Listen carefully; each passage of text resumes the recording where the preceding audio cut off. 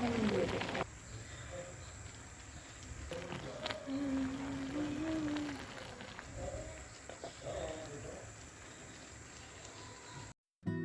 পদ্ধতিতে শুটকি রান্না করব। আমি শুটকি রান্না করার জন্য রসুন পেঁয়াজ কুচি দিয়ে দিলাম, পানিটা গরম করে নিলাম, তারপর হলুদের গুঁড়ো দিয়ে দিলাম,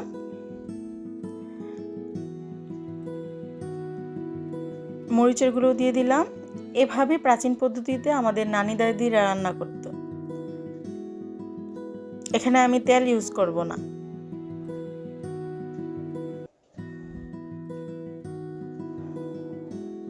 কেউ চাইলে জিরার গুঁড়ো অ্যাড করতে পারেন।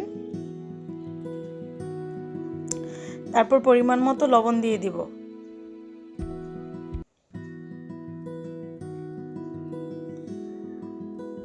তারপর আমি মশলাটার মধ্যে ভালোভাবে গরম পানি দিয়ে ধুয়ে রাখা শুটকিগুলো দিয়ে দিব। শুটকিগুলো দিয়ে দিলাম।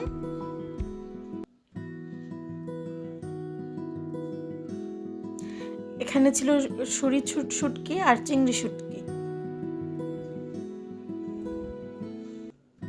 এখন আমি একটা ঢাকনা দিয়ে ঢেকে দিব।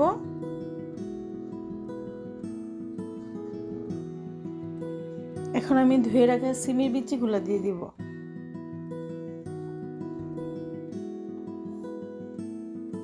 এখন বাজারে প্রচুর সিমের বিচি কিনতে পাওয়া যায়। তারপরে এখন আমি কেটে রাখা সিমগুলো দিয়ে দিব। এভাবে শুটকি রান্না করলে খেতে খুবই মজা হয়।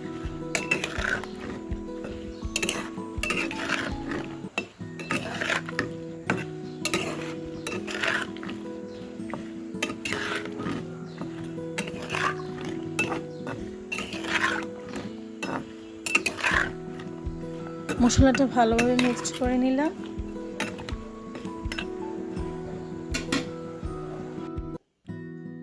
ঢাকনা দিয়ে ঢেকে দিয়েছিলাম। ঢাকনাটা উঠিয়ে এখন আমি কুটে ধুয়ে রাখা লাউ শাকগুলো দিয়ে দেব। আমি কিন্তু এখানে তেল ব্যবহার করিনি।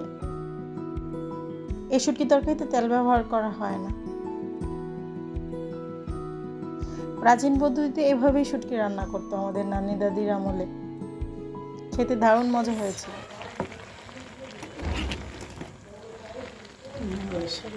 আলহামদুলিল্লাহ।